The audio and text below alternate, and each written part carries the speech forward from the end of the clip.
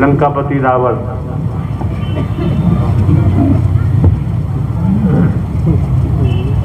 घूस रावण है, घूस। घूस रावण है, घूस। घूस का घूस लेता है? ये क्या घूस लेगा? नाम तो सच कोई बकता नहीं है। हाँ, काम में रावण है हम ये कह सकते हैं, लेकिन नाम से रावण नहीं, हम ये नहीं कह सकते। फिर क्या नाम है इसका? साला ये बताएगा कुत्ता। तेरे को नहीं पता तो जा साले मर जाते। तो बताऊंगा भी। पहले तो हरि के दरबार में लेखविद को सुधार लो। तेरे को अभी भी अकल, तेरे को अभी परमात्मा। यहाँ लड़ने की जरूरत नहीं है, प्रेम से बात करो। जो तरीका है, जो तहजीब है, वैसे बात करो ना। वो तो आसानी है, अपने हिसाब से बात कर रही है, लड़की के तन में रह के सुन लिया हमने, भी अनुवाद किया, व्याख्या की, परिभाषा कर दी, सभी महापुरुषों की समझ में आ गया कि किसी की बेटी किसी की बहन ऐसा बोल ही नहीं सकती है। लेकिन तुम तो यार लंकापति रावण हो, तुम्हें तो होश में रहना चाहिए। प्रभु करो, आराम से बैठो, आसन ग्रहण करो। परमात्मा मेरे से बैठा नहीं जा रहा है। आपके जो शब्द और जो सेवाकार मेरे को ऐसे दबोच रहे हैं, और ये आपकी बीन मेरे को ऐसी लग रही है, पहले से 6 तीर तो गोले लगी हुई है। परमात्मा मेरे से सहन नहीं हुआ जा रहा है, मेरे को निकाल दो बाहर। क्यों निकाले? तुम निकाले, फेंक दो।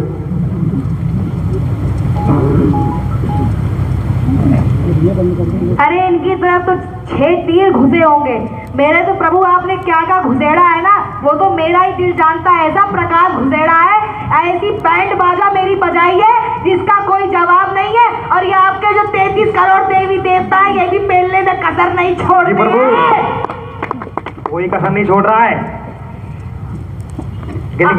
आदृश्य में आ रही, ये जितने इंसान बैठे हुए हैं और जितने भूत फैले हुए हैं, उतने ही यहाँ पर 33 करोड़ देवी देवता और आदृश्य में सब घूम रहे हैं और पकड़ पकड़ के लाते हैं, ठोकते हैं, पीट डालते हैं, चूरमा बना देते हैं। चूरमा बना के गौ खा भी जाएगी, खा नहीं रहे, खाने तो कम से कम मेरा उद्धार हो जाए। मेरी इसी बात की लड़ाई है आपसे। हम उससे लड़ाई करें, क्या करोगे? हमारा क्या दोष है यार? क्योंकि प्रभु आप बैंड बाजा बहुत अच्छे से बजाते हो, पूरी बारात को बुला के, लेकिन आप उद्धार नहीं देते हो। पता नहीं कौन सी कसम आपने खा रखी है कि आप बैंड बाजा बजा दोगे, पूरी बारात बुला दोगे, लेकिन उद्धार नहीं दूंगा। ऐसे कह देते हो, जाओ साले उद्धार नहीं दूंगा, ठुकता रहे, बैंड बाजा तेरा बजता रहेगा। पता नहीं कब तक बैंड बजाओगे। राष्ट्रपति ने भी आजीवन कारावास की बजाय, वो राष्ट्रपति ने भी सजा है फांसी की, और राष्ट्रपति ने भी सजा बरकरार रखी है फांसी की। उसके बाद तो किसी राष्ट्र में कोई है नहीं जो रिहा कर दे या सजा कम कर दे। रही बात नारायण साकार हरि की, उसके लिए तो स्पष्ट आ गया है, आप समझ सकते हैं, आप जानते हैं, जाने हुए हैं, बताया गया है, खोल खोल के बताया गया है। क्यों? जहाँ दया होती है वहाँ न्याय नहीं होता, जहाँ न्याय होता है वहाँ दया नहीं होती है। तब तो बिहारी जी उन तांत्रिकों का भी यही हाल होगा, तो आप उनके ऊपर भी दया बख्शने वाले नहीं हो। कोई सवाल ही नहीं।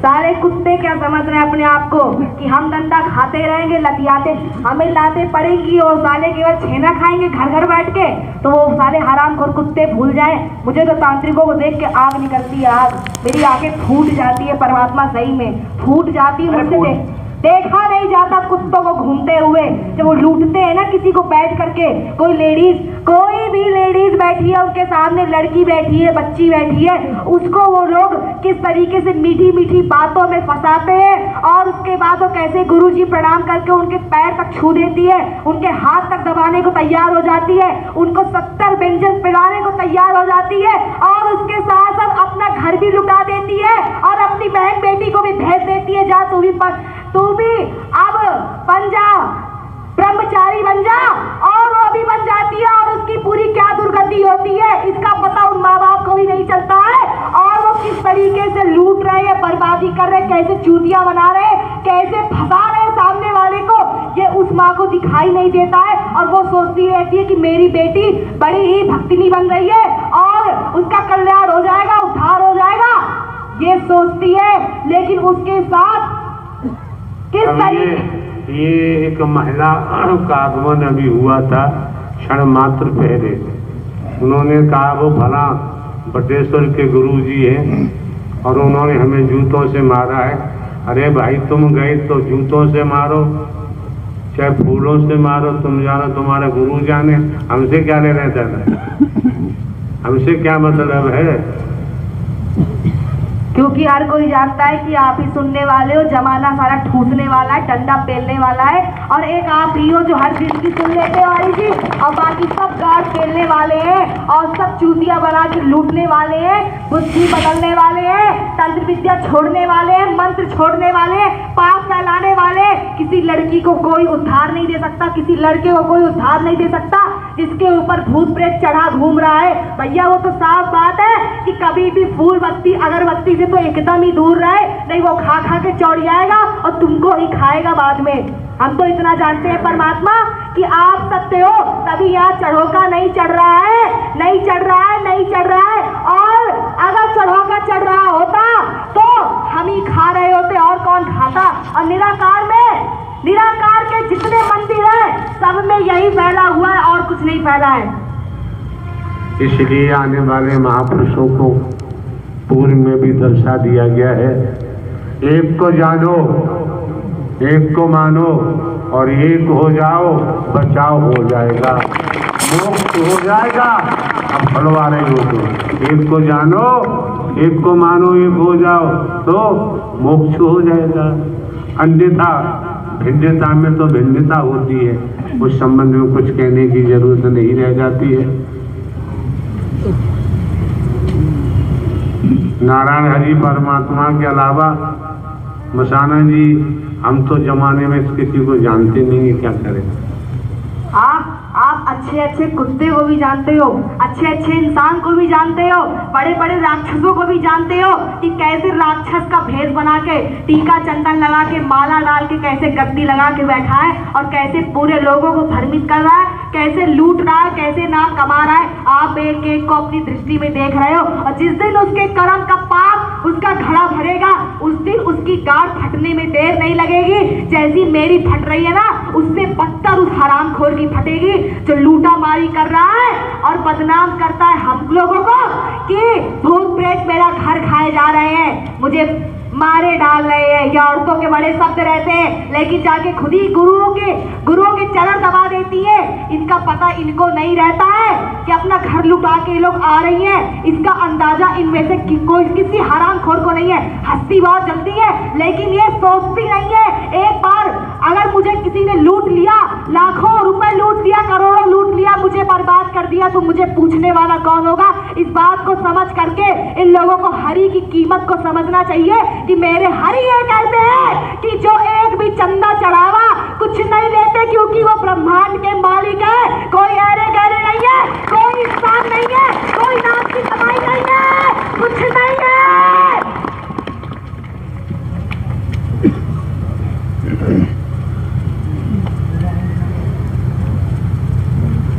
पूरी सर्जरी तो आपके द्वारा हो रही है। जब सर्जरी आपके द्वारा हो रही है तो हम कैसे मान लें कि आप राक्षस नहीं है? हम तो नहीं मानते। और ये उपलब्धि आपको यहाँ दर्शन सत्य के साथ में आने पर ही उपलब्धि आपको प्राप्त हुई है। हाँ हरि जी, मुझे सत्य के साथ में आने से ही प्राप्त हुई है, वरना मैंने घर घर बैठ के केवल नोचा, मेरे मुंह से कुछ निकलने वाला नहीं था।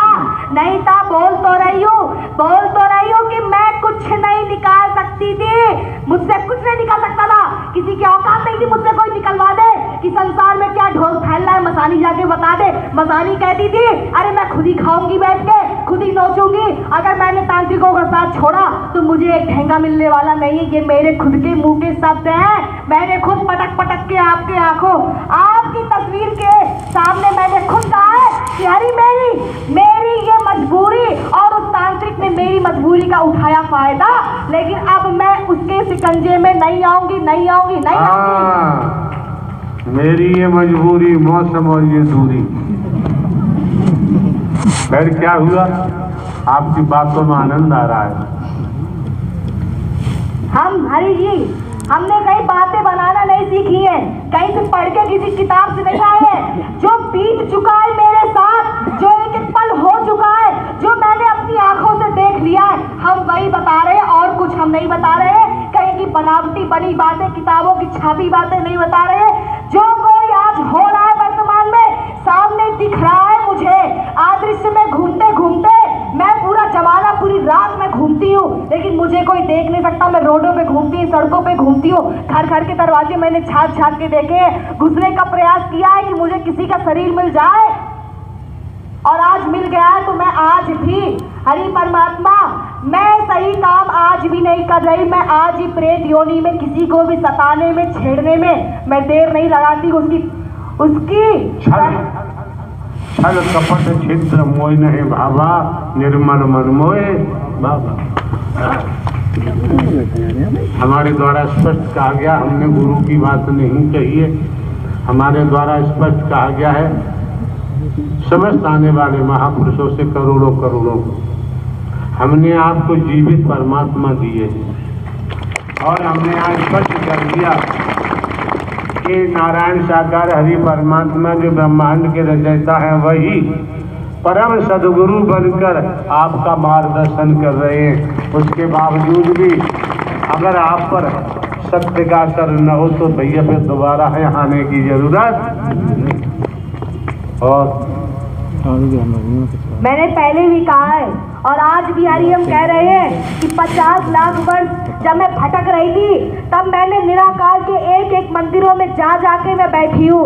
मैंने मूर्तियों को हिला हिला के देखा है, खड़े हो के उनके बगल में देखा है कि इनके अंदर जान है कि नहीं, इनको दिखता है कि नहीं, क्योंकि मैं झेल रही थी हरि, मैं प्रेत योनि झेल रही थी, मैं दर्द से चिल्ला रही थी और मेरी सुनने वाला कोई नहीं था। मुझे ऐसा लगता था कि यही भोलेनाथ, यही जो भूतों के जो राजा है, देवता है, यही मेरा उद्धार करेंगे और कोई नहीं कर सकता। लेकिन मैंने एक एक मूर्ति में झांक झांक के देखा है, कोई मुझे एक भी कुछ नहीं दिखाई दिया।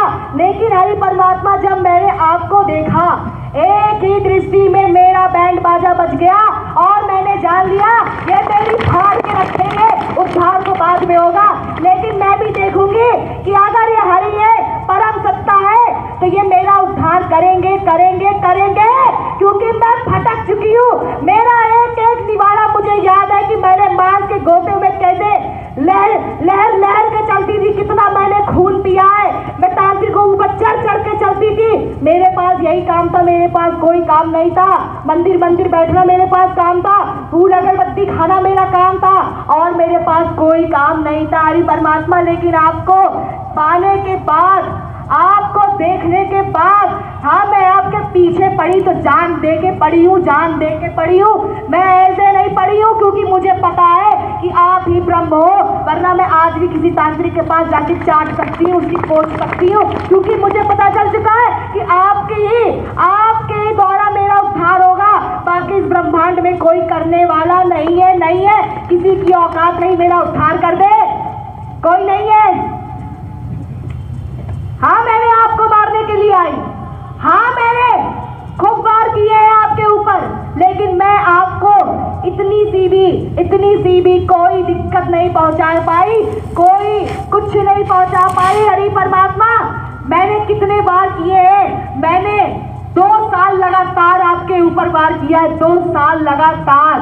आज ये लड़की का तन सामने खड़ा है, मैं वही रायबरेली की जगह से इस लड़की के शरीर को छोड़ती थी रात के 12 बजे, और 3 बजे तक मैं, आप जिस भी प्रवास पे होते थे, मैं वहीं पे वार करने आती थी, और उसके बाद पूरी संगत को परेशान करती थी। रायबरेली की जितनी संगत होती थी, मैं सबको परेशान करती थी, सबको खाती थी, सबको चबाती थी, किसी एक को भी नहीं छोड़ती थी। और मैं डेली आकर के आपको देखती थी कि हरि परमात्मा, मैं आपके ऊपर वार करूंगी, तब तक करूंगी जब तक तुम मेरा उद्धार नहीं कर दोगे। और आज मेरा वो घमंड चूर हो चुका है, चकनाचूर हो चुका है, और आज हम आपकी शरण में झुक के खड़े हैं, ऐसे नहीं खड़े हैं। अरे हमने सब कुछ कर लिया है, मैंने इतने लंबे समय तक भटक के मैंने सब कुछ कर लिया है, मुझसे कोई भी चीज बची नहीं है जो मैंने अपने पूरे पूरे पूरे प्रेत योनि में घूम के ना की हो। एक एक से गंदे गंदे घिनौने काम, राक्षसी काम, बर्बादी के काम, वासनाओं के काम, सब कुछ करके तब आपके आगे खड़ी हुई हूँ, ऐसे नहीं खड़ी हुई हूँ। और इन्हें समझ जाना चाहिए कि हरि परमात्मा है तो है क्या चीज, वो कोई इंसान नहीं है, वो कोई इंसान नहीं है। उनकी दृष्टि बहुत खतरनाक है। अगर तुमने चश्मा लगा के ऐसे नहीं बैठे, तुम्हें ये चश्मा दिखाई देता होगा, लेकिन मुझे आज तक ये कभी चश्मा नहीं दिखाई दिया है। दृष्टि इतनी खतरनाक है ना कि भारी पड़ जाएगी, कोई संभाल नहीं सकता है, इनकी दृष्टि को कोई देख नहीं सकता है। कपकपी लग जाती है, बैंड बाजा मेरा बच जाता है, और बैंड बाजे में हंसना नहीं, बहुत बुरी हालत होती है। दिल मिलाने वाली, फड़फड़ाने वाली ऐसी ऐठन होती है, कहाँ जाऊँ दिमाग नहीं काम कर रहा, कुछ समझ में नहीं आ रहा। ये हाल होता है। एक बंद कमरे में अंधेरा, जहाँ एक रोशनी ना आती हो, ऐसा हाल हो जाता है। कभी कभी झेला नहीं जाता है। हरि परमात्मा आप ही अच्छे हो, और पूरा ब्रह्मांड वाला हरामखोर फीका आपके आगे कोई अच्छा नहीं है।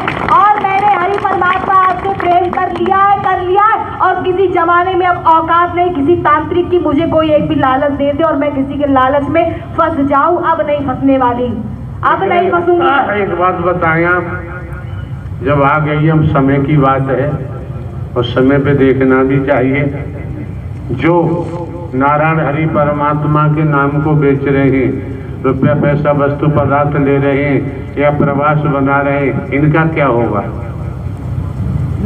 इनका हरि परमात्मा, आपने इतने साल हो गए आपको ब्रह्मवाणी देते हुए, किस लिए दिया, किसके लिए दिया, और किसके लिए आप आए, इसकी कीमत ये समझ नहीं पाए हैं। अगर यही इन्होंने समझ लिया होता कि ये आए किसके लिए हैं, ये पापियों का विनाश करने के लिए आए, सत्य की स्थापना करने आए, सत्य की विजय करा के जाएंगे। सत्य का झंडा लहरेगा, और कोई उसको रोकने वाला इस जगह से पैदा नहीं हो सकता है। सारे बस समय का इंतजार करो, यहाँ बस समय की बात चल रही है। जिस दिन विनाश का समय आ गया, उस दिन हरि परमात्मा को विनाश करने से ब्रह्मांड की कोई भी, ये मिट्टी जैसी, ये जितने वो बैठे ना 2 हाथ पैर वाले, इनमें किसी मांस, किसी हड्डी वाले, किसी खून वाले की औकात नहीं है हरि परमात्मा को विनाश करने से रोक सके।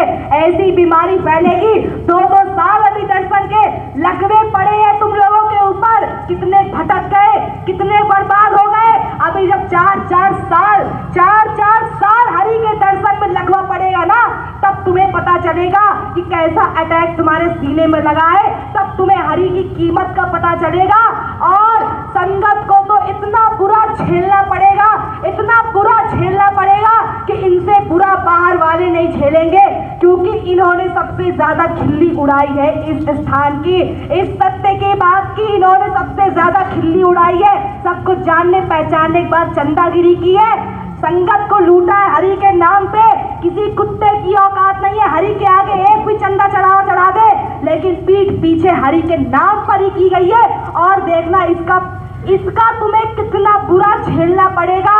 और मैं कह रही हूँ, चाहे हरि ये चौधरी हो, चाहे वो कुत्ता राम विलास हो, इन सबकी टांगे टूटेंगी, इन सबकी खटिया लगेगी। और देखो इनकी शिकायत करने वाला आता कौन है, सबको झेलना पड़ेगा, और ऐसे ही झेलेंगे। बस समय का इंतजार करें, कोई बचेगा नहीं, एक इंसान नहीं बचेगा जो झेलेगा नहीं। जिन्होंने हरि के नाम को बेचा है, प्रवास बनाए, इनका क्या होगा? ये हरि जी तिल के मरेंगे। इनकी माया इनकी आंखों के आगे खड़ी होगी, लेकिन इनका शरीर ही काम करने वाला नहीं होगा। इनकी माया इनके पास काम आने वाली नहीं है, और विनाश होके रहेगा। अगर ये सोचे कि मैं माफी मांग लूंगा प्रभु से, प्रभु मुझे माफ कर देंगे, सारे कुत्ते माफी तो अब भी मांग रहे हैं, लेकिन पहले भोगना पड़ेगा, उसके बाद ही माफी मिलेगी। अब किसी को माफी मिलने वाली भी नहीं है। और जो महल बना के खड़े किए हैं वो वो आपको समझते हैं कि आप बस चश्मा लगा करके आके बैठते हो बस मनोरंजन करने के लिए। जो कोई ऐसा सोचता है हरि परमात्मा मनोरंजन यहाँ कराते हैं, सारा वो बड़ा नीच है। ना वो नाली का कचरा बनेगा, सुअर बनेगा,